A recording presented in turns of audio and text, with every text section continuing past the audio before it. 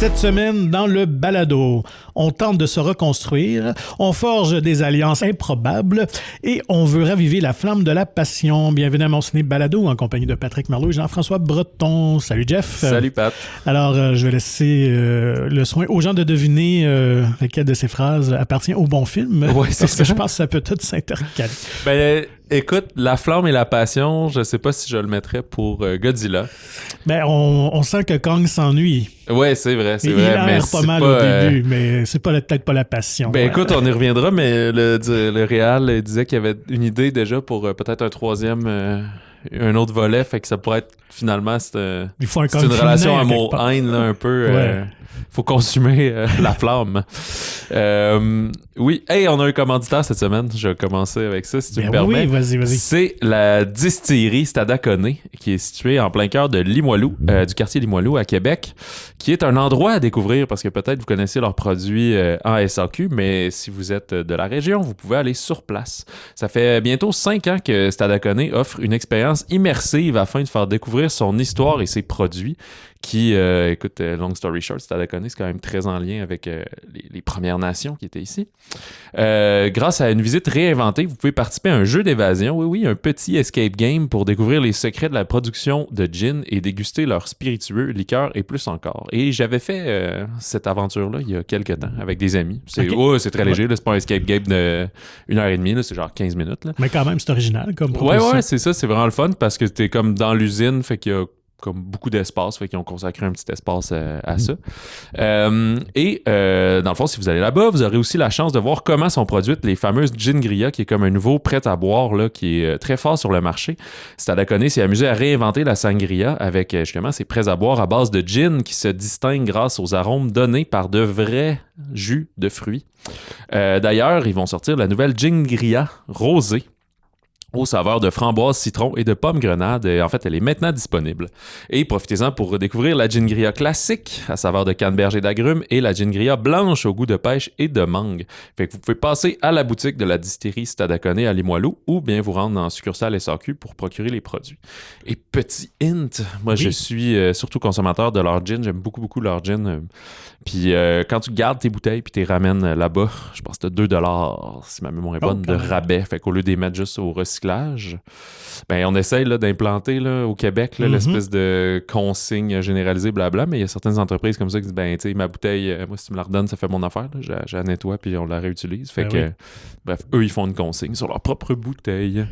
Donc, avant d'aller plus loin, c'est peut-être le moment d'aller se verser un verre, ouvrir une canette pour déguster. Non, il est quand même tôt là, pour un gingria. Là. Écoute, on verra. Quand il y a peut-être que l'été sera plus à nos portes, là, les premiers blockbusters, là, super production du mois de mai, peut-être qu'on va filer. Là.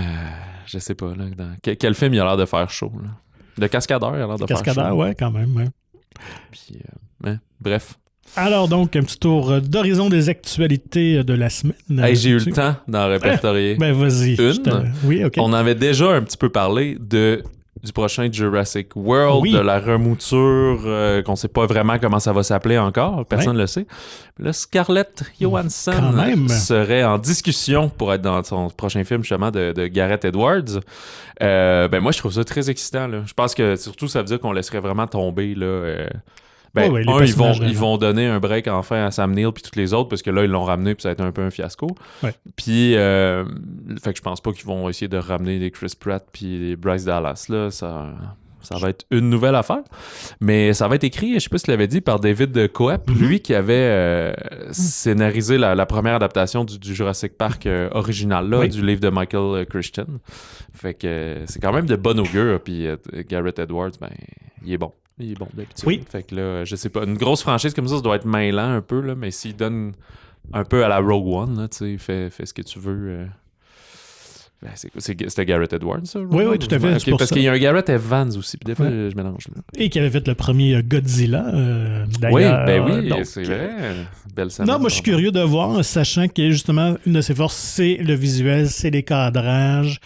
Donc j'espère qu'on va être un peu émerveillé, comme le premier Jurassic World d'ailleurs était Moi, j'avais vraiment quand même embarqué, j'avais été surpris. En 2015, là, genre? Ouais, c'est ça. Fait que malheureusement, ça s'est comme perdu avec les 2 autres films, mais j'espère qu'on va revenir un peu à la recette de ce qui fonctionne. Non? Puis Scarlett Johansson, qui lead une grosse franchise d'action-aventure comme ça, on n'a pas vu ça à date, là, elle. À part des Marvel, mais tu sais, elle faisait plus partie d'un ensemble. Exact, elle a eu son film solo suite à tout ça, mais tu sais, c'est un personnage déjà établi et autres, fait que... Non, ça serait une bonne prise, effectivement, si elle accepte. Ben, justement, parlant de bonne prise, Mission Impossible 8 est en tournage en ce moment et on a ajouté une nouvelle comédienne. Je pensais que tu allais dire de bonne prise dans le sens des plans de vue. C'était pour louanger Christopher McQuarrie. Ben, ça peut être dans les deux parce que tu vas voir pourquoi j'ai utilisé le mot prise, parce qu'on a Cathy O'Brien qui est dans Love Lies Bleeding en ce moment dans les affiches. La costaude. La costaude, oui, effectivement. Alors, elle va être une méchante, c'est sûr. Écoute, je pense bien. Là, je pense qu'elle a tout le casting désigné. Est-ce qu'elle va se battre contre Hayley Atwell? Ben, c'est ça, j'allais dire. Ça, c'est un classique, là, comme dans les James Bond. Là. La Bond girl se bat contre la fille méchante, puis tout à fait. Les messieurs se battent ensemble. Alors, on va pouvoir juger de sa performance l'an prochain, en 2025. Ouais, déjà, c'est ça. Ouais. Puis, il me semble... attends, je vais-tu trop vite? Je me demande si Jurassic World même... c'est 2025 aussi. Ben c'est ça, ça sort juillet prochain, là, fait que dans comme 15 mois. Fait que... Le tournage doit commencer. Ben, j'espère que le scénario est pas mal fini, là, c'est ça. Fait que, ouais. Fait que, finalement, peut-être que la rumeur de Scarlett Johansson... si on entend parler, c'est que ça doit être pas mal vrai, là, tu sais. Ouais. Sinon, dans les reboots, dans les reprises... ça, on n'en fait pas assez de ça. Non, justement. Et surtout, des franchises surtout récentes en plus. Là. Ah ouais, donc, on parle de Pirates des Caraïbes. On a finalement confirmé, le producteur Jerry Bruckheimer, qu'on repartait à zéro. Parce qu'il y avait des rumeurs à un moment donné qu'il y avait comme 2 scénarios... qui avait été commandé, donc un avec évidemment Jack Sparrow et Johnny Depp, mais une autre version ou spin-off, on ne savait pas trop, avec Margot Robbie. En fait, elle était très intéressée à jouer dans ce film-là, dans la franchise. Et finalement, je pense que ces 2 idées-là sont écartées. Il n'a pas renié l'histoire avec Margot Robbie, mais je pense qu'il dit pas pour l'instant. On va comme repartir la franchise et peut-être l'incorporer éventuellement dans un autre film. Mais bref, ce n'est qu'à les tout début. Est-ce que c'est vraiment nécessaire de revoir des Pirates des Caraïbes? Je le sais pas. Ben, c'est quand même le fun, puis surtout, eux, ils se disent, ben, ça a déjà été un gros succès. Ouais. Mon analyse à chaud de ça, c'est comme, on peut plus en faire avec Johnny Depp. Ça, c'est là, certain. C'est un peu persona non grata, trop fait toxique. que ça peut pas être ça. Mais ils pourraient faire juste des spin-offs, là. On va attendre de voir ce qu'ils vont présenter, juste dire, ça paraît être, Pirates des Caraïbes, 2 points, je sais pas, là... J'ai aucune idée de nom de pirate pour l'instant. Là. Ben, c'est sûr Bob l'étrangleur, puis c'est comme Assassin's Creed font, là, un peu de les jeux vidéo, là, des mais l'autre problème, side quests. Mais là, quand tu recommences, c'est que tu vas dire, hey, ça va être de nouveau Jack Sparrow. Quel acteur peut être foufou puis être un peu Jack Sparrow? Puis là, on va présenter plus sa jeunesse. Puis, tu sais. Ben, il y a différentes avenues, soit qu'on part carrément avec de nouveaux personnages puis qu'on élimine Jack Sparrow, c'est probablement plus intéressant. C'est plus spin-off à ce moment-là, dire d'autres pirates qui vivent des aventures pendant ce temps-là. Puis le problème, c'est que t'as Orlando Bloom et Keira Knightley qui sont plus non plus des grandes vedettes comme ils l'étaient à l'époque. Là. Fait que même si tu décides de revenir avec eux, je pense que c'est un risque un peu financier parce que je pense que les comédiens attirent moins la foule. Là. Fait que... Parce que ça répète, c'est un de leurs enfants ou je sais pas trop quoi. Ouais, mais même le dernier, c'était ça. C'était comme l'enfant de Orlando Bloom, de son personnage. Oui, c'est vrai, parce qu'il Turner, prenait la place sur le bateau à la fin. Ouais, c'est ça, exact. Fait que... J'avais complètement oublié. Bon, tu vois. Ben, il avait passablement moins fonctionné aussi, d'ailleurs. Ouais, effectivement.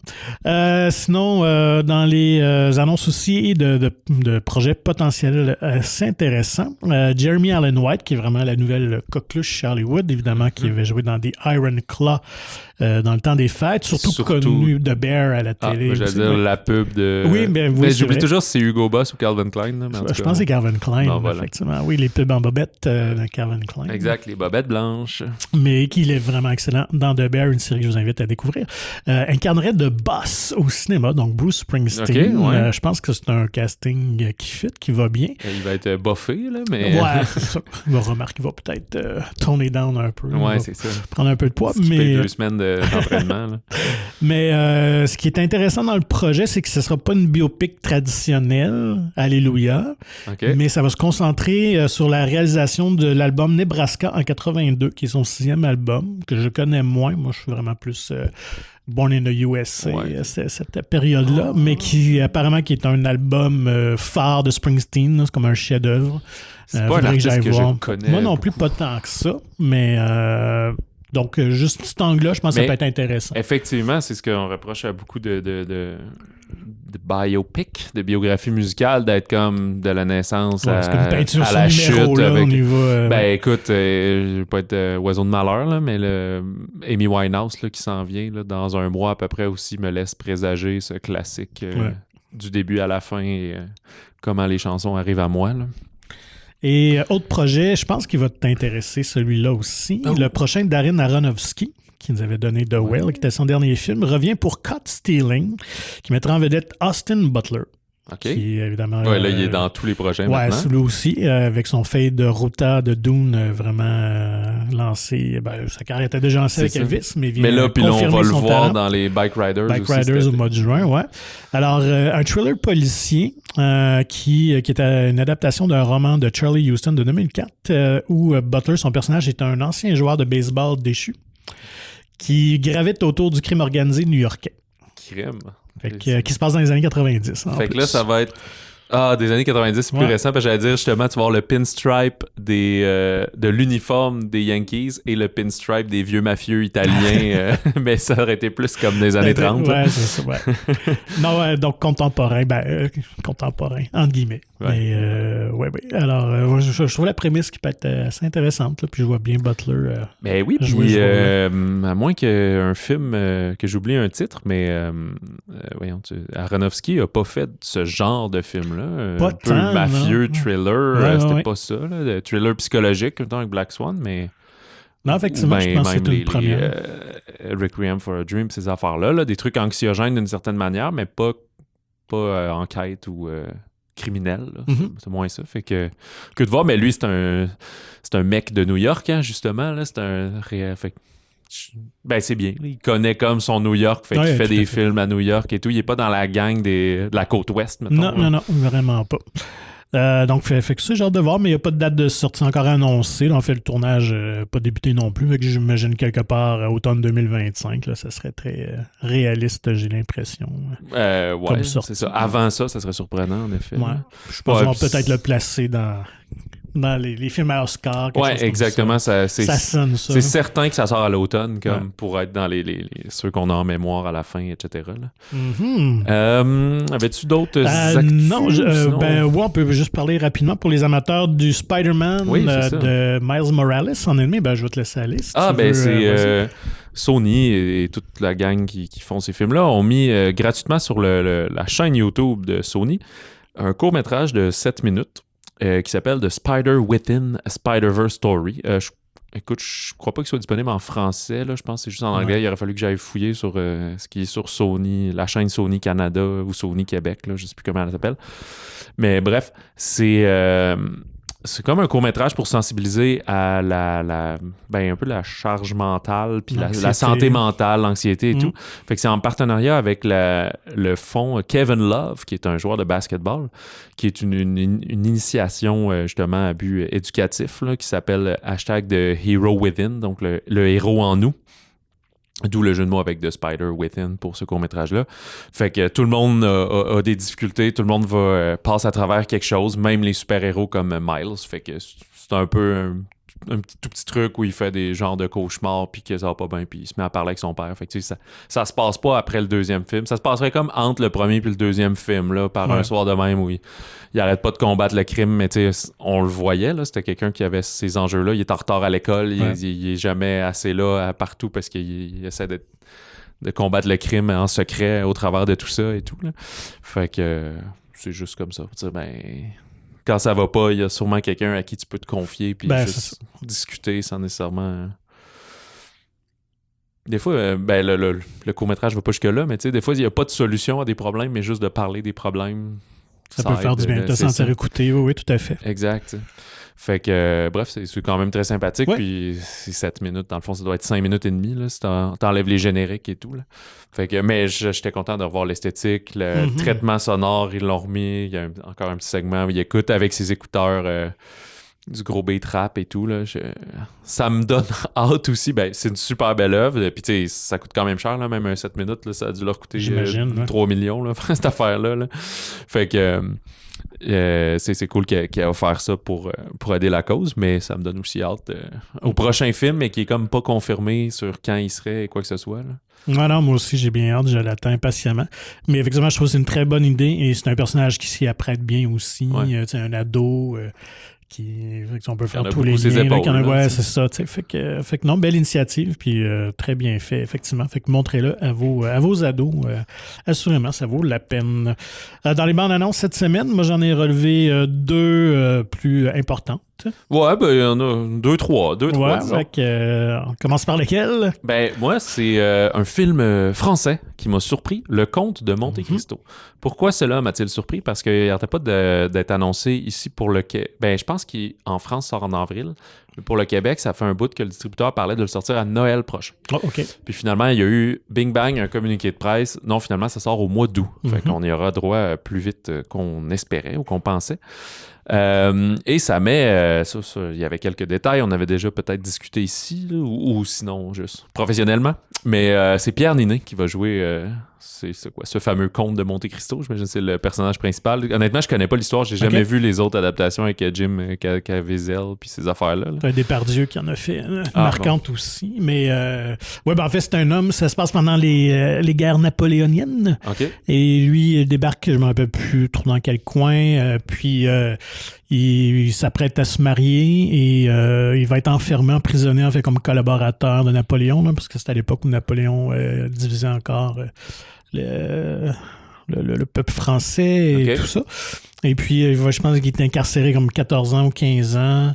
Et là, il va se faire une éducation. Puis quelqu'un va le mettre sur une piste pour un trésor qui va le rendre vraiment riche. Et là, il va prendre sa vengeance sur ceux qui l'ont emprisonné, justement. De déguisement et tout ça aussi. Là.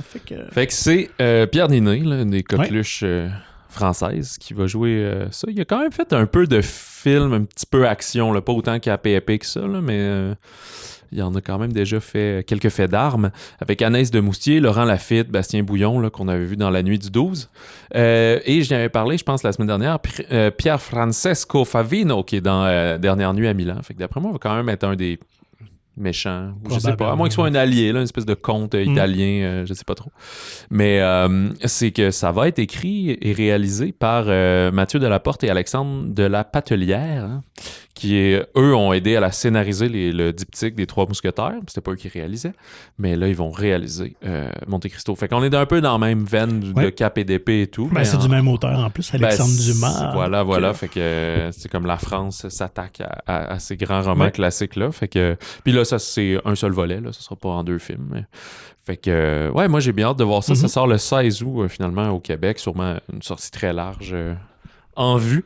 Non, moi, j'ai très hâte aussi. Très bon comédien, puis visuellement, ça a l'air très spectaculaire. Là. Ben, tu sais, d'entrée de jeu, aujourd'hui, tu parlais des Pirates des Caraïbes, tu sais, puis ça avait un peu ce feeling-là. C'est sûr qu'il y avait une bonne partie bouffon, là, surtout autour de Jack Sparrow, mais c'est comme si Orlando puis Keira Knightley étaient un peu plus sérieux dans leur trame, puis t'as un genre de comic relief, mais qui est comme ton personnage principal au travers. Là. Mais c'était le fun, ce genre d'aventure-là, puis c'est aussi ce qu'on avait retrouvé, puis qu'on avait vraiment apprécié dans Les Trois Mousquetaires. Fait que je suis vraiment très, très content que ça sorte comme à la fin de l'été. Puis J'ai l'impression qu'il va plus se démarquer que le fameux Noël, là, que c'est peut-être un peu ce qui est arrivé d'ailleurs cette année, là, plein de films en même temps, des Aquaman, puis des sapins, puis tu sais, de tous les genres, puis c'est comme, OK, venez voir notre film, mais tu sais, oui, les gens vont beaucoup au cinéma pendant les fêtes, mais la plupart, ils vont quand même pas 6 fois, là. Parce qu'il y a beaucoup de gens qui, la fois par année, qui vont au cinéma, c'est à Noël, fait que si tout le monde a son plus gros film, ou un gros, ben, tu te nuis quand même, là, tu sais. Ouais. C'est un surtout gamble. Qu'il y a pas traditionnellement, il y a souvent des films québécois dans cette période-là aussi, mais là, ça semble pas être le cas. À Noël, tu parles ou en non, août? en août. Ouais, t'as Ricardo 95 qui sort genre le 31 juillet ou une affaire de c'est pas la même crowd, par exemple. Là, fait que non, c'est sûr. Je pense qu'il se positionne bien. Je pense que c'est intéressant. Tu peux jamais avoir 100% champ libre, mais sûr. Voilà. Sinon, dans l'autre registre, on avait parlé, je pense que c'était justement la semaine dernière ou l'autre d'avant, Kinds of Kindness, le nouveau Yorgos Lanthimos. Oui. On a pu voir un petit teaser, petit aperçu très court, mais très bien monté avec le classique Sweet Dreams de Eurythmics, plus en trame de fond avec Emma Stone. Ça a l'air encore là, très déjanté, vraiment une mise en scène, des cadrages très soignés. Ouais, puis on comprend que c'est plus contemporain, là, qu'on a c'est plus ancré dans le monde réel et tout. Là, ça fait un bout qu'il n'a pas fait ça. Là. Tout à fait. Fait que on comprend pas grand-chose de l'histoire pour l'instant. Non, mais je pense il y a peut-être une magouille un peu, des trucs de même. Là, mais... Ils vont sûrement nous sortir une bande-annonce plus claire quelques semaines avant, là, peut-être au mois de mai. Mais moi, c'est comme l'appel pour les fans. Là. Hey, vous aimez ça, Emma Stone, puis Yorgos, puis tout. Là, si t'as aimé Parting, viens voir ce film-là. Là. Ça a probablement rien rapport, mais c'est le même génie créatif. Fait que, ben oui, j'ai pas besoin de voir une bande-annonce. Je découvrirai l'histoire le 21 juin à sa sortie. Puis, as-tu vu l'autre grosse bande-annonce? Parce que tu m'as dit 2, fait que là, t'as-tu... Ben non, je l'ai skippé, mais si t'allais là... Ah ben c'est Bad Boys Ride or Die, que je trouve qui est excessivement un titre à la... Die Hard, les derniers Die Hard. Là, ben non, ou même Les Rapides et Dangereux, là, je trouve. En français, Mauvais garçon à la vie à la mort. Mais c'est juste parce que cette franchise me fascine, parce qu'il y avait eu 2 films au début des années... début 2000, fin 90? Ouais. À peu près. Que c'est Michael Bay, là. C'est dans ses premiers gros succès comme ça, avec Will Smith puis Martin Lawrence. Je pense même que c'était le premier 95, parce qu'il était avant Independence Day de mémoire. Okay. Même. Je pense que c'était comme le premier film d'action de Will Smith avec Bruckheimer. Genre, puis le deuxième a dû sortir... quelques années après. Hein. Ouais. OK, c'était avant Independence Day. Excusez, j'ai mêlé avec Armageddon. Je pensais Michael Bay. Bref. Fait que ça a dû sortir en 99-2000, quelque chose comme ça. Puis là, il y a eu un gros vide. Puis là, en janvier 2020, il sort une espèce de... C'est ça, c'était pas un reboot, mais c'est comme les suites inespérées, 20 ans plus tard, les mêmes personnages qui reviennent. J'ai déjà oublié comment il s'appelait. For Life, Bad Boys for Life. Puis ça a été un des plus gros succès. Et surtout, tout de suite après, il y a eu la pandémie. Fait qu'il n'y a pas eu beaucoup d'autres choses pour le battre, mais il avait quand même fait 200 millions US en sortant genre le 15 janvier. Là, fait qu'en comme 6 semaines avant que la pandémie commence à frapper et tout. Et avant que Will Smith frappe aussi.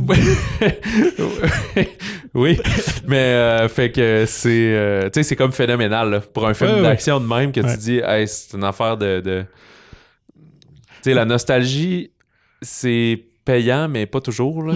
C'est toujours tentant, mais c'est pas toujours payant. Puis là, ça l'a été. Ouais. Fait qu'évidemment, là, ça a conduit à cette suite-là qui est réalisée, je sais pas si c'est écrite par eux, mais en tout cas réalisée par les mêmes gars qui ont fait le volet d'avant.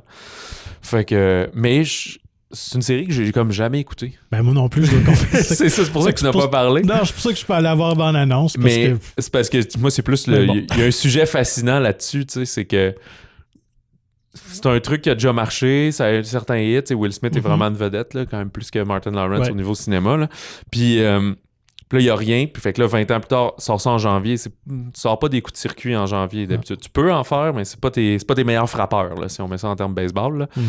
Puis là, eux, c'est comme phénoménal, tout le monde veut voir ça. Fait que tout de suite, on en fait, fait qu'ils ont commencé à tourner l'autre, je sais pas, en 2022, une affaire de même, là, un petit peu arrêté par pandémie, puis ils ont repris, puis ils ont fini par conclure ce tournage-là. Puis là, ils sortent comme en juin. Fait que là, c'est devenu un gros film, tu sais. Fait que ce qu'on va savoir plus tard, c'est est-ce qu'il aurait dû le garder dans une période un peu asynchrone ou continuer, ou c'était un bon move, tu sais, ça me fait penser à l'effet Deadpool, que justement, il va y avoir un 3e volet cet été. Le premier avait surpris tout le monde parce que c'était comme rated R, ça va pas trop marcher. Très peu de gens, c'est genre 18 ans et plus aux États, ça, je pense. Mais il est sorti à Saint-Valentin, il n'y a rien d'autre. Finalement, les couples vont voir ce film-là parce que c'est drôle, parce que blablabla.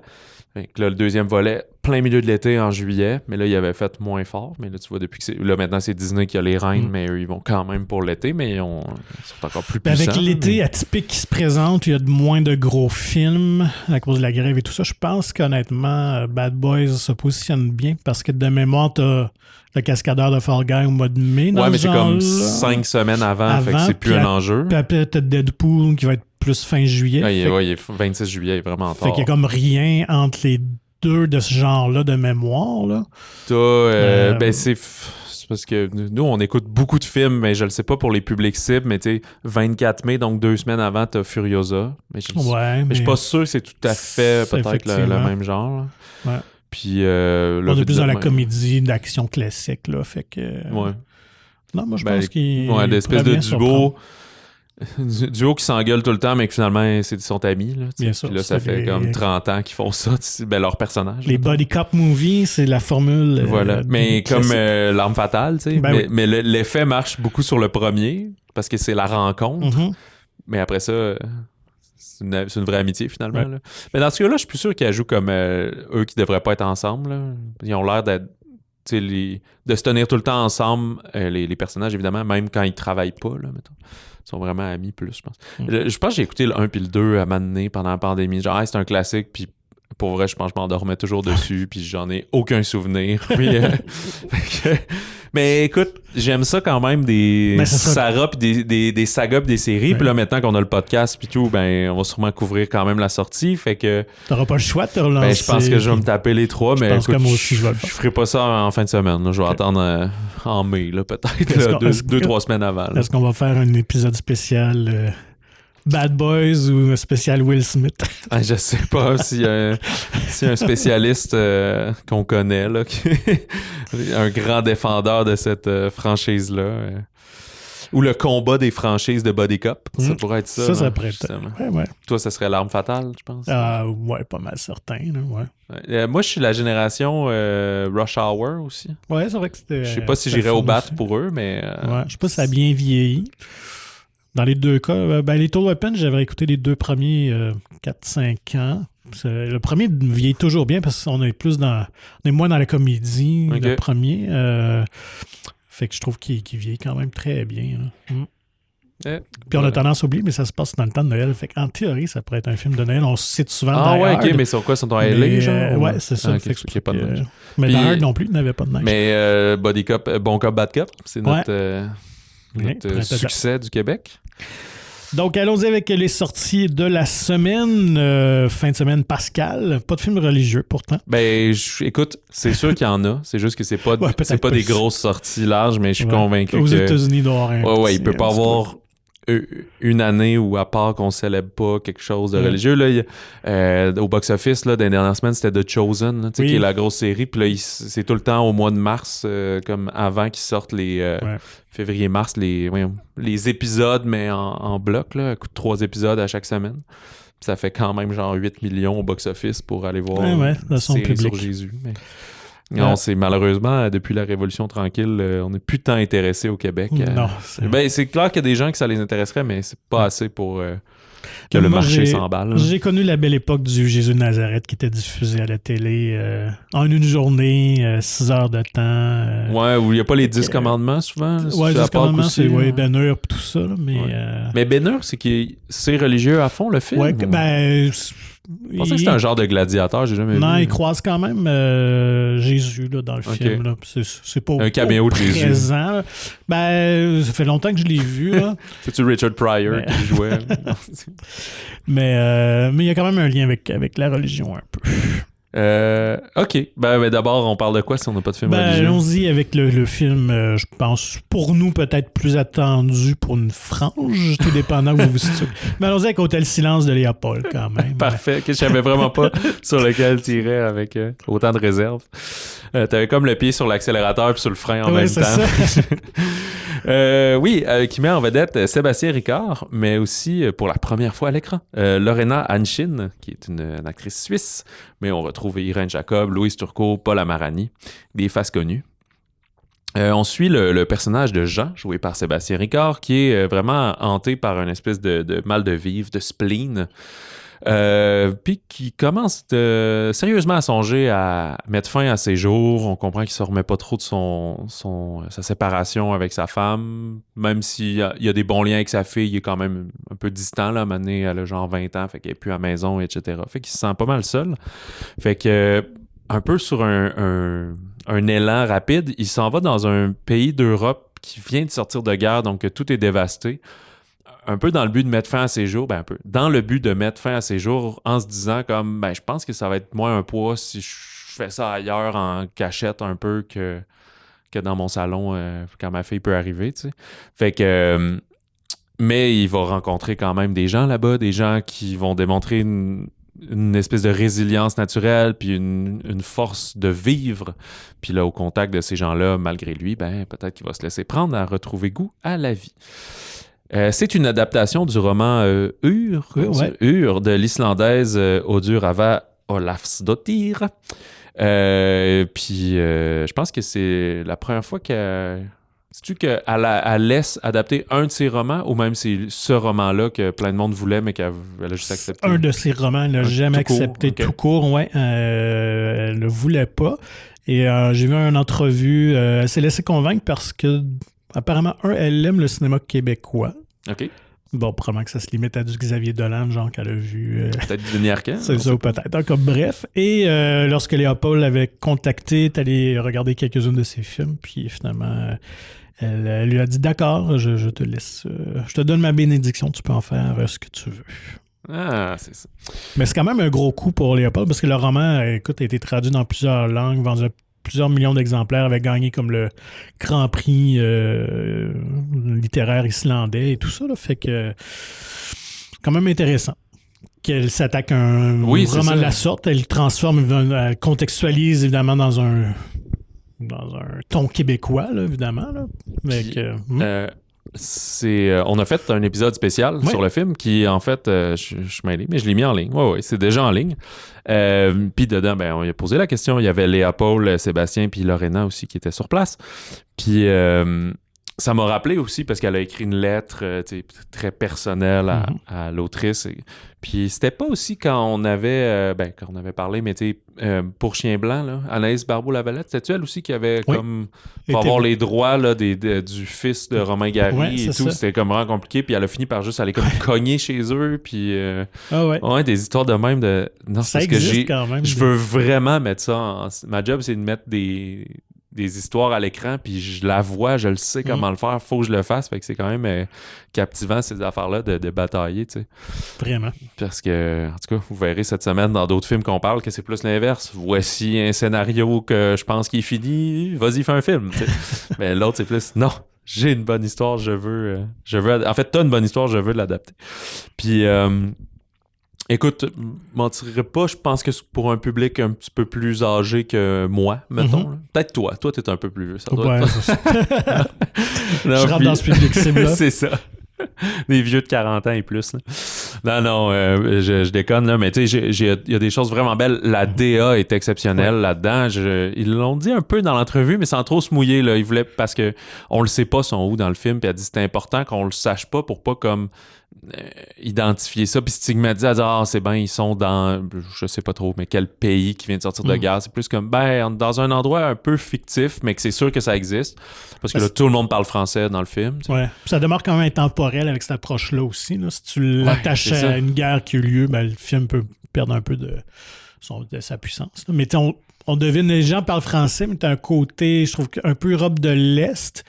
Mais en même temps, m'a étonné où ils avaient tourné ça dans le coin de l'Espagne et tout ça. Elle dit la frontière France-Espagne à peu près. Fait que c'est des vieilles ruines, mais d'autres qui ont reconstruites. Là, un peu. Ils ont rebrisé des choses. Puis il y a plusieurs comédiens québécois qui, c'est sûr, j'ai nommé, mais Louis Turcot, Paul Amarani, eux sont au Québec. Là, ils sont pas une fois qu'ils est en voyage. Mais j'oublie le nom du comédien, là, mais lui qui fait... Sébastien Ricard. Non, pas Sébastien Ricard, mais genre, lui qui fait l'aubergiste, là. Mais on le retrouvait dans Starbuck, là, il faisait comme le père du personnage de Patrick Huard. Ah oui, tout, le vieux monsieur, oui, j'oublie son nom. David Wozniak, Monsieur Wozniak. Puis, tu sais, fait elle dit, oui, il y a Lorena, dans le fond, il y a des Suisses, il y a des Français, il y a des Québécois, il y a des... Lui, je pense que c'est ça, c'est quelqu'un justement des... ou Yougoslaves, je pense. Ouais, c'est ça, mais qui est rendu au Québec. Ouais. Fait qu'elle dit, tu sais, juste dans mon film, il y a plein d'accents différents, là. C'est ça. Sébastien parle quand même un peu léché, là. Je pense un peu théâtre, là. Je pense qu'on voulait que le film vive bien à l'international dans toute la francophonie, là. Fait que c'est pas le gars du lac, là, qui est là. Mais aussi, c'est parce que ce qui est intéressant, là, je l'ai peut-être sauté, c'est que lui, il est pas ébéniste, mais il est genre homme à tout faire, ou disons très manuel. Fait qu'il peut pas s'empêcher de voyager avec ses outils, surtout s'il avait le plan dépendamment de la manière qu'il pensait mettre fin à ses jours. Fait qu'il a traîné ses outils pour pas avoir à en acheter, surtout dans un pays en guerre. Les quincailleries sont plus tough à trouver des fois. Fait que c'est comme ça, il va être logé à l'Hôtel Silence. L'hôtel s'appelle l'Hôtel Silence. Ouais, c'est ça, exactement. Puis, fait qu'il va se mettre à faire des petites réparations pour eux. Ah, là, tu peux-tu juste l'eau chaude? Ou, tu sais, au début, il est fait pour lui-même, il voit qu'il sait faire ça. Fait que, tu sais, c'est un peu de même qu'il va se mettre à aider. Fait que c'est vraiment tout le volet de la reconstruction de soi, donc de se réparer. Mais de se réparer, tu sais, il n'arrivait pas à retrouver goût à la vie en étant seul chez eux, mais là, c'est le contact des autres aussi. Fait que, tu sais, l'humain est fait pour être en gang. Et puis ça, on va le voir dans Godzilla versus Kong tantôt aussi. Fait que les films ont beaucoup plus de liens qu'on pense quand on les décortique. Avais-tu autre chose à ajouter sur Hôtel Silence? Je veux juste dire que j'ai bien apprécié Lorena Hudson, justement, dans un premier rôle qui n'est pas sa langue maternelle non plus. C'est une Suisse allemande. Oui, c'est ça. Donc, je trouve très efficace, très crédible. La chimie avec Sébastien aussi. C'est un film qui est quand même un peu intellectuel, très intérieur, comme Léopold fait souvent aussi. Là. Fait que si vous aimez sa filmographie, vous ne serez pas déçus. Mais je suis un peu d'accord que ça s'adresse peut-être à un public un peu plus âgé, là, par le sujet, la thématique et le traitement. Mais ceci dit, à ce niveau-là, je pense que vous allez très bien apprécier, là. Puis, visuellement, j'ai été vraiment frappé par le film. C'est vraiment bien construit. Et l'hôtel lui-même est un personnage dans le film, puis je trouve qu'ils l'ont bien choisi, avec vue sur la mer et tout ça. Ouais, puis il y a une architecture unique, là, aussi, comme sur un genre d'artère de rue. Fait que, il y en a un en France souvent, là, tu sais, quand t'as les quartiers en étoile, là, ou le Continental dans John Wick. Ouais, le Flatiron Building. Mais, ouais, c'est ça. Fait qu'il est comme en montant, une rue qui monte, une rue qui descend, et sur le coin. Fait que, c'est très unique, c'est cool. Il y a une grosse place, on en discute aussi dans l'épisode, mais à l'art, dans le récit, parce que c'est une des choses qui revient, tu sais, la musique, chanter, c'est comme une des premières affaires que tu peux faire, tu sais. Ne serait-ce que si on se rapporte à l'époque, une triste époque de l'esclavagisme, puis tout, la chanson blues qui a commencé, les racines de même, de dire... Tu peux nous détruire, mais tu peux pas nous empêcher de chanter. Fait qu'il y a ça. Puis c'est super cool. Lorena a amené joue et chante une pièce au piano. Puis on a appris que c'est une de ses chansons elle-même originale parce qu'elle fait de la musique également. Puis ça, c'est venu quasiment sur le plateau. En fait, après avoir choisi Lorena comme actrice, Léa a comme découvert qu'elle avait ce talent-là. Puis qu'elle a dit, ah ben non, on va l'intégrer à ton personnage. Puis tout. Il manquait juste un duo loco-locace. Ça aurait pu prendre une tourne ensemble. Je pense que c'est quand même pas mal derrière Sébastien, mais je suis pas sûr qu'il miroite de faire un comeback. Mais sinon, peut-être si les libéraux reviennent au pouvoir, là, il serait le premier à sortir. Ça va être comme un super-héros qui ressort de la retraite. Là, exactement. Mais pour la petite histoire, le titre veut dire cicatrice en français.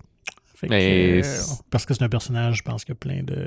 OK, je pensais l'Hôtel Silence. Non, comment ça, Hôtel Silence? Le titre du livre, OK, ouais. Ouais, c'est ça. Ben oui, effectivement. Et ça prend tout son sens. Ben ouais. J'étais curieux de savoir qu'est-ce que ça voulait dire.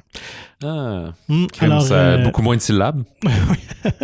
Restons dans la francophonie avec le film Iris et les hommes. Je pense qu'il s'adresse un peu pour le même public tranche d'âge. Peut-être. J'ai quand même j'ai trouvé de quoi de sympathique là-dedans. Comédie sentimentale. Mais ce qui est très intéressant dans le film, c'est que c'est écrit et réalisé par Caroline Vignal et ça met en vedette Laure Calamy. Et ça, c'était le duo de choc qu'elle nous avait donné Antoinette dans les Cévennes en 2021 à peu près. Ouais. Quand les cinémas avaient comme réouvert, je me souviens que ça avait été un bon hit, ce film-là. Laure Calamy qui est dans comme un film sur 2 à cette heure. Là. C'est comme elle ou Virginie Efira ou Jean-Sandrine Kiberlin. Là. C'est pas mal les 3 faces qu'on voit tout le temps. Puis ici, on va suivre son... Je sais même pas le nom de son personnage, je me souviens. Iris. Hein, oui, c'est ça. Chaque fois qu'ils sont dans le titre, j'ai toujours de la misère. Qui vit... elle a son mari, ils ont 2 enfants, 2 filles un peu plus ados, 10 et 15 ans à peu près. Puis elle est comme dans ce qu'elle appelle un désert sexuel. Là. Fait que son mari est débordé, il vient d'avoir un nouveau contrat au travail. Fait que tu sais, il est présent pour les filles et tout, mais leur vie conjugale est plus là. C'est comme des colocs qui bien rodés, mais c'est tout. Fait que quelqu'un va y suggérer d'avoir une adultère. Elle dit, il y a plein d'applications cellulaires à cette heure, tu peux facilement te laisser aller là-dedans, puis sans laisser ton mari, puis ça va comme te donner là ce qui te manque, puis à la maison, ben, tu vas avoir ton mari et tout. Sauf que ce qu'elle va espérer, c'est que cette série d'adultères-là va comme l'aider à se redécouvrir, puis peut-être, d'une certaine façon, venir nourrir son couple, régler ses problèmes. Parce qu'ultimement, t'as beau aller voir ailleurs, s'il y a des faiblesses, elles vont pas se régler là. Ça va peut-être juste mettre le doigt dans l'engrenage. Mais ce qui est intéressant, c'est qu'on voit beaucoup cette facette-là, souvent masculine. Oui. Ah là, je suis très... ma blonde, c'est la mère de mes enfants, c'est fantastique, mais j'ai besoin du sexe foufou. Fait que là, je suis sur Tinder en secret en plus, puis etc. Fait que c'est le fun de le voir cependant là. Quand tu disais que ça s'adresse peut-être plus vieux, ben c'est parce qu'on comprend que c'est un couple de 45 ans peut-être.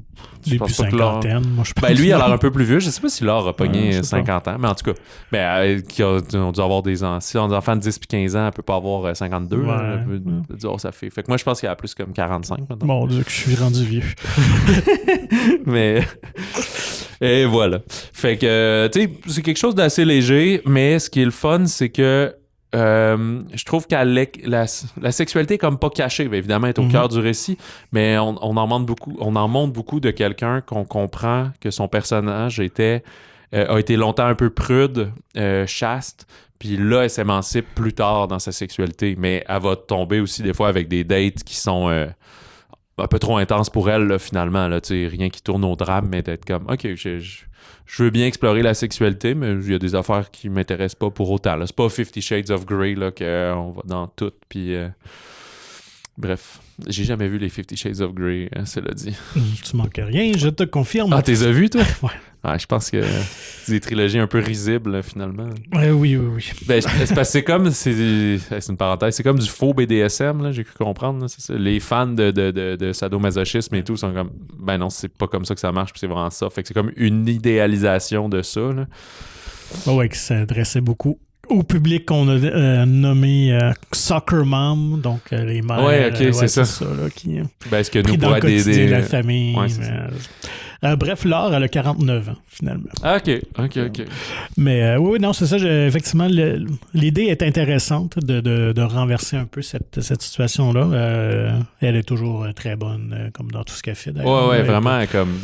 charmante et pétillante. Là, oui, c'est ça. Elle a vraiment une belle personnalité. Parce que son personnage est comme assez naïf, puis c'est une dentiste, mais un peu niaiseuse dans certains skills sociaux, mais t'embarques avec elle quand même, là, tu sais. Puis ça dure genre 1h30. Ouais. C'est quand même très léger, là. Fait oui, c'est ça. Comédie sentimentale. Je sais pas, il y a comme un essai de petite morale à la fin de tout ça, mais allez-y pas pour la grande réflexion, là. Allez-y pour le côté bon enfant, je pense à tout ça, là. Tout à fait. Restons dans le bon enfant avec Chien et Chat. On peut en parler rapidement. Toi, tu gardes Godzilla pour la fin, là? C'est quoi? Garde, ouais. Ben, Rim Casey, dont il s'agit d'un 3e film. Écoute, c'est toi qui l'as vu, mon ami, fait que je peux te lire un synopsis rapide. Corrige-moi si c'est pas ça.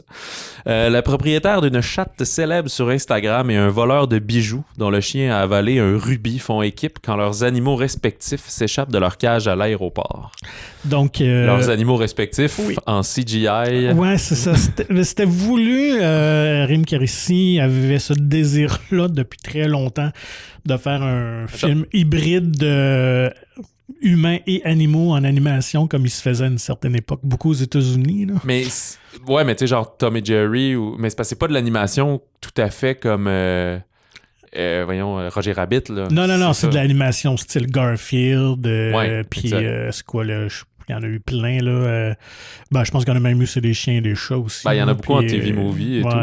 Parce que, mettons, Toby, là, les premiers, là, ça, c'était des vrais chiens. Oui, c'est ça. Ou Beethoven, ou des trucs de même. Il y a un primate. Ouais. Alors, ils sont tous morts aujourd'hui, ces animaux-là, c'est certain. Et donc, c'est le premier film français à utiliser cette technologie-là, ou en tout cas faire ce film de ce créneau-là. Je dois l'avouer, honnêtement, c'est pas une grande force au niveau de l'animation. C'est malheureusement pas très bien réussi, mais c'est une comédie très, très légère avec Philippe Lachaud et Franck Dubosc. Quand même deux grands noms de la comédie. Puis Philippe Lachaud... Rouler sur des billes et tomber sur le derrière. Ouais, c'est ça, dans le slapstick. Mais c'est comme des rôles contre-emploi où Philippe Lachaud est un peu le méchant dans le film. Okay. Et puis Franck Dubosc est un peu le gentleman cambrioleur, là, une espèce d'Arsène Lupin et tout ça. La particularité du film, c'est que ça se déroule quand même en bonne partie à Montréal. Ouais, c'est une coproduction. Fait que, je sais même pas si c'est une coprod. Oui, j'avais lu t'avais regardé ça. Coprod, ouais. Et fait que ça, c'est quand même un peu rigolo. C'est toujours drôle de voir le regard des Français sur nous, avec les préjugés et les clichés du genre. On n'y échappe pas, honnêtement, dans ce film-là. Et le tout est parti de Diva, en fait, qui était la chatte de Rim Kérissi. Okay. Et elle a vraiment créé un profil Instagram. Là. C'était vraiment le chat était comme une vedette Instagrammable, puis qui avait vraiment beaucoup de followers et tout ça. Donc, c'est ce qui lui a donné un peu l'idée de prendre sa chatte comme... en tout cas, pas dans le film, parce que c'est de l'animation, mais d'utiliser son look, son visuel. Ouais, c'est ça, parce que les deux, c'est un Maine Coon. T'es-tu sur Instagram? Je sais même pas. Vraiment pas. Ah, ok, c'est ça. Mais ouais, j'en suis. Le petit cas de Iggy, là, le Italian Greyhound de Montréal, là, qui s'est ramassé... c'est qui? C'était-tu à l'émission de... l'émission du matin, pas Reese Witherspoon, mais... j'ai mélangé une autre blonde. Drew Barrymore. Oui, exactement. Okay. C'est ça. Fait que c'est comme un petit chien. C'est genre un couple de deux homosexuels qui ont ce petit chien-là qui est devenu viral pendant la pandémie là, en faisant des stories. Très charmant. La première vedette, c'était le chat Grumpy Cat, je pense. Oui, c'est vrai. Ouais, c'est ça qui est décédé aujourd'hui. Mais moi, je me rappelle de ça parce qu'il y avait beaucoup de produits. Ouais, là, ça avait quitté. Cat, là, c'est ça, là. Mais sur Instagram, il y en a beaucoup d'animaux. Qui ont beaucoup de following, puis même des vedettes d'ici. Il n'y a pas... Matt Duff, il a sa... C'est pas une perruche, c'est une colombe. Sa colombe, elle a sa chaîne Instagram aussi et tout. Fait que bref, si vous cherchez une comédie familiale pour la fin de semaine, Chien et Chat tombe dans cette catégorie-là. Puis deux enfants, d'où est venue l'idée de tourner à Montréal, c'est pour les petits potins, si vous voulez une mise à jour, c'est Rim Kérissi et l'ex de Stéphane Rousseau. Ils sont sortis ensemble 4 ans. Donc elle a passé beaucoup de temps dans la belle province et elle est en amour avec notre coin de pays. Oui, c'est ça. Même si... ça n'a pas l'air de quelqu'un qui a vécu 4 ans ici dans son traitement du Québec. Là. Je pense qu'il est allé pour l'exportation. Fait qu'on je pense que oui. On n'a pas essayé de débunker les mythes sur les chapeaux de poêle puis les religieuses. Là. Et d'ailleurs, j'ai eu l'occasion de faire un entretien avec elle qui sera sur le site Mon Ciné, j'imagine, dans les prochains jours. Donc, à surveiller éventuellement. Allons donc aussi un autre jumelage d'animaux, une alliance improbable avec Godzilla et Kong de New Empire d'Adam Wingard. Ouais, je sais pas s'ils ont des... je sais pas s'il y a une page officielle Instagram pour Godzilla, pour Kong. C'est sûr qu'il y en a une pour l'espèce de Monsterverse puis tout, mais genre comme si c'était un personnage réel. Puis, ça serait très drôle parce qu'il pourrait prendre des photos de Godzilla en train de détruire tout sur la planète, là, tous les, c'est ça. les beaux lieux, les pyramides et les compagnies, là, le Colisée de Rome. Dans le film, on verra qu'il sac une bonne volée aux 7 merveilles du monde. Et c'est ça, je cherchais le mot. Au truc comme ça, là, il en restera plus beaucoup. Écoute, ça, c'est le... Essayez de recap rapidement. Là. C'est le Monsterverse. Donc, c'est Godzilla, King Kong, puis toutes les autres guys là-dedans. C'est-tu Lionsgate qui fait ça? Je sais plus. Non, c'est Legendary Pictures, je pense. Legendary puis Warner Bros. Nous mettent ça sur écran. Ils avaient recommencé, eux, à partir de Godzilla de 2014 de Gareth Edwards, justement. Qui, après, il y a eu Kong Skull Island, qui lui se passait dans les années 70. Après ça, Godzilla King of the Monsters. Et là, il y a 2 ans à peu près, Godzilla versus Kong. Alors là, il se battait là, au Japon. Et ça avait été réalisé par Adam Wingard. Fait que là, on y redonne les rênes de la franchise ici pour Godzilla X Kong. X qui veut dire c'est une collab. sur Internet. Fait qu'en français, il l'appelle Godzilla et Kong, le nouvel empire. Fait qu'un peu comme la semaine passée, on est dans la thématique des empires avec SOS Fantôme. Et on est quand même un peu dans la thématique de la glace parce qu'il va y avoir une espèce de méchant kaiju à un moment donné qui va glacer tout ça. Kaiju ou le terme japonais des grands monstres géants. Mais je peux me tromper, mais de ce que je crois comprendre, c'est que Godzilla, Mothra, celui à 3 têtes, toutes ces affaires-là, c'est créé par... c'est une compagnie japonaise qui a les droits maintenant. Ouais. Mais Kong, c'est une invention américaine. Oui, ça provient d'un roman du début du siècle, et puis je sais pas, le premier film des années 30. Là. Exact. Fait que c'est pour ça qu'on a eu des Godzilla -1, puis que Shin Godzilla, il y a quelques années, puis tout le Japon l'utilise encore, mais Kong est très aux Américains, finalement. Ouais, ils ont comme licencié le personnage. Ils ont permis de l'utiliser. Ouais. Mais je pense que dans les années 30, 60, 40, il y avait déjà eu des Godzilla contre Kong qui a été fait là, il y a plusieurs décennies de ça. Mais là, écoute, je sais pas d'où venait la production à la base. Fait que ici, ben là, il y a de l'argent. L'argent est à l'écran. Cela dit, c'est... je vais vous dire un petit synopsis de ça. C'est que là, Godzilla et Kong, c'est comme des ennemis, puis ils s'en sont venus à dire, si Godzilla reste sur... C'est très bizarre à dire, mais sur la Terre... Les humains le contrôlent pas, le surveillent, mais n'arrivent pas à le contrôler. Puis quand il arrive des monstres géants, peu importe d'où ils viennent, ça le réveille un peu. Il va leur péter la gueule parce que lui, il veut juste garder ça de même. C'est sûr que quand il leur pète la gueule, il fait pas attention où il met les pieds. Là. Mais voilà, fait que c'est comme un protecteur. Il veut personne d'autre sur son territoire. Puis à la fin de l'autre film, ils ont trouvé comme dans le centre de la Terre, c'est le, je sais plus comment elle l'appelle, Inner World ou quelque chose comme ça. Hollow Earth, je pense. Comment? Hollow Earth, quelque chose comme genre, ça. c'est ça, ok. La Terre creuse. Genre. Fait que là, Kong, il vit là. Mais il se sent seul, comme Sébastien Ricard. Fait que, pas Sébastien, son personnage quand même. Jean le menuisier.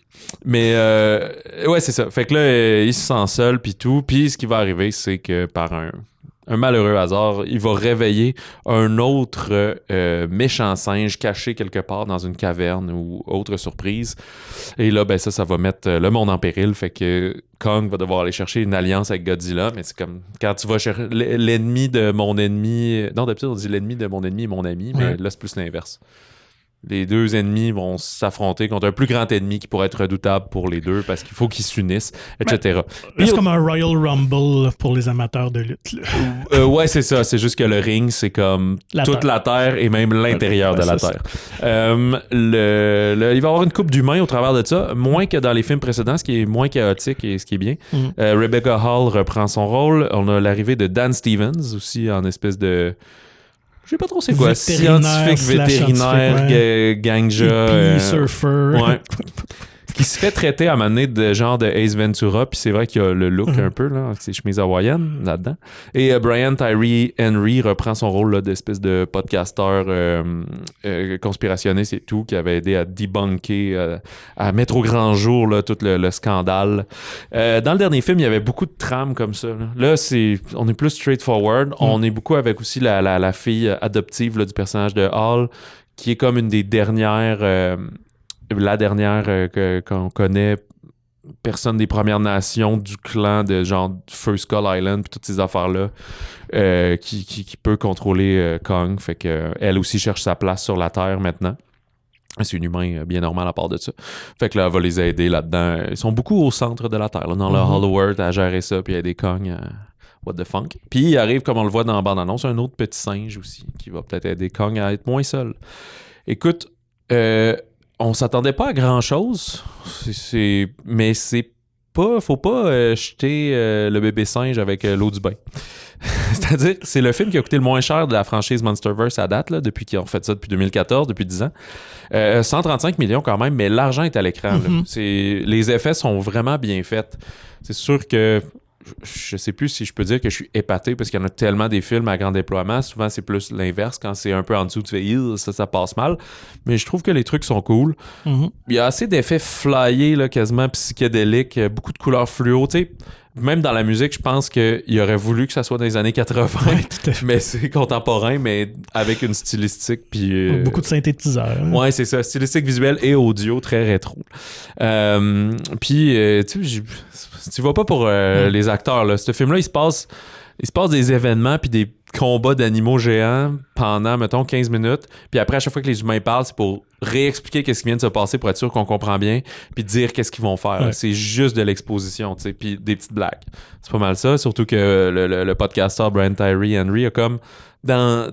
si tout ça était réel, il n'y a aucune raison qu'il soit avec eux parce que c'est comme plein de scientifiques pis tout, pis c'est comme hey toi le podcasteur conspi viens nous aider, alors qu'il y aurait bien des ressources plus et qui est capable de tout comprendre, une civilisation perdue, leur technologie, tout ça en quelques secondes. Exact, mais il est en comic relief, puis sûr. Ça donne un ton léger à toute l'histoire, mais tu sais je me suis pas emmerdé. Je le savais dans certains points ce que j'allais voir. Je pensais être déçu, puis j'ai pas été déçu. J'ai fait comme non, c'est le fun. Il est bien fait au moins. Oui, non, il est peut-être pas bien écrit, mais il est bien fait. Tu l'as bien dit. C'est pas un navet loin de là. What you see is what you get. Vous avez aimé les autres films de cet univers-là, vous aimez ce genre-là. C'est dans la continuité, là, avec les mêmes types d'archétypes de personnages. Puis, mais tu l'as dit, la force du film, c'est que ça, au demeurant, c'est que c'est bien fait. Les effets visuels sont bien, le son quand même impressionnant aussi. Là. Donc, ouais. Puis tu sais, ils sont pas tombés aussi dans le piège de durer 2h22 parce qu'on a tellement de choses à dire. Puis c'est comme, non, ça dure 1h50 à peu près. Puis c'est très rythmé parce qu'il y a des combats même pas aux 10 minutes, je pense. Quasiment la première demi-heure là, est très action, un peu de qu'est-ce que King Kong fait, qu'est-ce que Godzilla fait, les humains, etc. Et Wingard a dit qu'il y avait une idée de suite pour un troisième volet, qu'il y aurait encore les deux géants, les deux kaiju ensemble. Dans l'espace. Non, il n'a pas dit c'est quoi son idée. Il a dit j'ai une idée, mais évidemment, tout va dépendre du box-office, de si on a le feu vert pour en faire un autre ou si on arrête ça là. Puis, fait qu'ils ont été très conservateurs, puis justement, il n'y a pas de scène post-générique ou quelque chose que ça aurait été tentant de mettre il n'est pas vraiment mort ou... un nouveau méchant qui apparaît, etc. Là. Je ne connais pas tous les kaiju classiques. Là. Mais ils en ont déjà tapé pas mal. Là. Ils avaient fait un Mecha Godzilla dans l'autre film d'avant. Puis moi, ça fait longtemps que j'ai pas revu l'autre d'avant. Là. Je l'ai pas réécouté. Je l'avais vu... je me souviens, il était... on n'arrêtait pas de fermer là, les cinémas à cette époque-là. Fait que j'étais allé le voir là, quand il avait annoncé genre le 1er avril ou le 2 avril, les cinémas doivent fermer. Fait qu'il restait comme 2 jours de diffusion. J'étais comme ça m'intéresse pas tant que ça, mais je vais y aller parce que je veux voir un film avant que les cinémas referment pour. Il avait fermé pour genre 2 mois. Là. Fait que ça fait très longtemps, mais je me souviens que j'avais trouvé ça chaotique. Un peu comme les Ghostbusters la semaine passée. Il y avait trop de personnages, fait que t'essaies d'aller à plein de places puis que tout se ramène. Puis tu sais, le personnage Brian Tyree, il était avec Millie Bobby Jones, puis là, il faisait des conspirations au travers. Puis tu sais, fait que c'était lourd un peu pour rien. Là, on est moins dans on est plus justement dans le scandale politique pis ces affaires-là. On est juste dans comme, il y a des monstres, vite, il faut des plus gros monstres pour les frapper. Là. Fait que c'est un film qui peut ressembler à... voyons, celui de Guillermo del Toro là, Pacific Rim. Pacific Rim, tu sais. On revient plus dans cette veine-là, tu sais. D'ailleurs, en tout cas, on le voit dans la bande-annonce, là, il va y avoir une espèce de super update sur le singe pour l'aider à mieux se battre. Là. Voilà. T'as-tu autre chose à ajouter sur Godzilla? Non, je pense que tu as fait un bon résumé. Est-ce que tu vas venir le voir 3-4 fois comme Dune? Ou j'irai pas jusque-là. Dans les autres sorties, j'ai vu le documentaire 11 jours en février de Jean-Claude Coulbois. Qui retrace un peu l'histoire, pas l'histoire, mais les événements Claude Jutras. C'est-à-dire qu'en février 2016, il y a eu des allégations de pédophilie contre le cinéaste Claude Jutras dans une biographie que je me souviens plus qui a écrit, mais qui était quand même... Jutras était décédé 30 ans auparavant.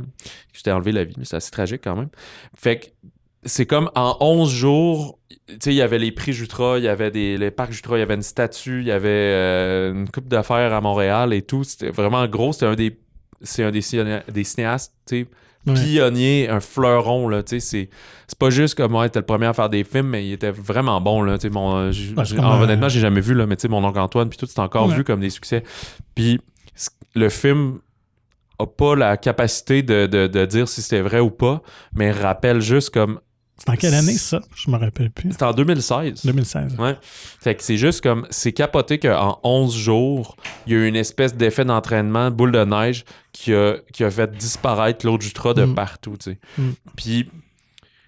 C'est juste une question d'habitude, on fait un procès puis tout, mais là, la personne il y en a 2 finalement là, qui ont fait des allégations, ben tu sais, on les croit parce que c'est pas léger, mais il n'y a jamais eu de procès comme tel, puis lui, il est mort, fait que là, c'est un peu comme... tu sais, Michael Jackson, là, comme là, tout est sorti par après, on fait quoi avec son œuvre, etc. Fait que c'est un peu ce regard-là de dire, ben, c'est peut-être vrai, c'est peut-être pas vrai, mais là, on l'a bousillé. Puis au Québec, c'est quand même rare parce qu'il y a beaucoup de bureaucratie. Fait que souvent, écoute, probablement que pour y faire une statue, ça a pris 4 ans, mais pour l'enlever, ça a pris une journée, tu sais. Puis, fait que, oui, on était sur le gun beaucoup, mais il n'y a jamais eu de preuve de rien. Fait que, il y a une question aussi éthique là-dedans, ou juste morale, ouais, mais on fait quoi avec ça, tu sais? Tu veux croire la personne qui le dit, mais en même temps, il n'y a pas de preuve. Fait que là, on annule tout, puis il n'y a pas personne n'a le droit de réplique, puis ça va être ça, tu sais. Fait que, bref, c'est un peu ce que le documentaire apporte, sans avoir de réponse, malheureusement, à ça. Dans les autres sorties, ça, je l'ai pas vu, mais je pense que c'est nous qui aimons les films un peu différents. On aurait quand même trouvé plaisir à ça. Ouais. Fait que si j'ai l'occasion. Club Zéro de Jessica Hausner. On est dans une école secondaire élitiste. Il y a une enseignante qui va offrir un cours de nutrition très, très radical auquel va adhérer 5 de ses élèves, puis que même leurs parents vont commencer à adhérer ça, mais ça a l'air, tu sais, ça finit par de la... pas de l'abstinence, là, mais comme une espèce de régime intermittent, mais constant de plus manger quoi que ce soit, avec Mia Wasikowska, qui fait cette dite professeure. Fait que c'est vraiment une espèce d'histoire qu'on veut provocatrice, qui est un peu dans l'air du temps de ce qu'on voit, un mélange de désinformation, mais aussi de la culture des diètes et tout, qui n'arrête jamais, puis qui fait quasiment amplifier, si on veut, maintenant, avec les réseaux sociaux, comme on disait. Fait que c'est une satire quand même peu subtile dans cet aspect-là, mais moi, je trouve que ça a l'air quand même funné dans ce ton-là. Ça pique ma curiosité. Puis film britannique, je me trompe pas. Fait que je pense que c'est plus de partout. Okay. Le premier producteur, c'est l'Autriche, mais j'ai vu Autriche, Suisse, Royaume-Uni. Il y avait une sensibilité, un humour un peu british. Peut-être, j'ai pas regardé sur Jessica Hausner, peut-être qu'elle est britannique, puis ça vient teinter ça, mais au niveau de la production, c'est vraiment une espèce de truc mondial, mais je sais pas, il a été tourné où. J'ai pas eu le temps, là. Nous ne sommes que mortels. Tu me déçois. T'as dit quoi? Tu me déçois. Ouais, c'est ça. Ben, en plus, c'est comme une semaine de 4 jours aujourd'hui. Fait que c'est ça. Il manque une journée pour un autre film. C'est ce qui conclut ce balado. La semaine prochaine, ça va être le 5 avril. Monkey Man, qui a l'air quand même vraiment cool, avec Dave Patel, qui a l'air d'être un espèce de projet d'ego, là, mais soudainement, je réalise un film d'action, je joue dedans, puis je fais pas juste des drames, guys. Un John Wick hindou. Genre, mais américano-hindou. Ouais. Hâte de voir ça. First Omen, donc un prequel de film d'horreur, peut-être. Et Festin boréal de Robert Morin, que j'ai vu et il m'a grandement surpris. J'ai hâte de vous en jaser.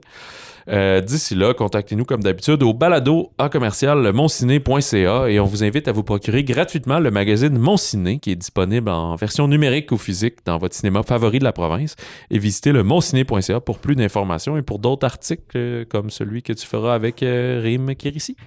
Ben sur ça, on vous souhaite bon popcorn, bon chocolat pour ceux qui vont prendre du chocolat. Ça sera pas le cas pour toi. Non. Ça, je le sais.